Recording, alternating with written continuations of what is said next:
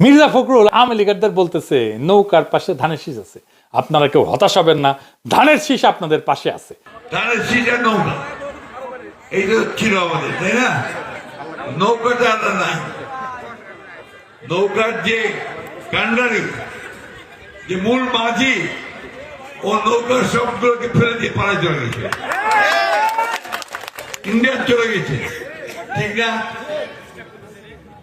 এখন আমাদের যারা এখানে নৌকা করতেন সারা বাংলাদেশে, তারা তো একটু অসহায় অবস্থায় আছে, যে আমাদের মূল লক্ষ্যে পাড়ায় গেছে, আমরা এখন কি করবো?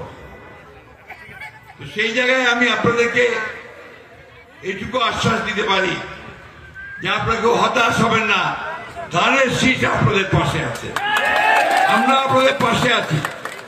আমরা বেঁচে থাকতে আপনাদের গায়ে কেউ ফুলের টোকাও দিতে পারবে না, এই কথাটা আমরা খুব পরিষ্কার করে বলছি আজকে।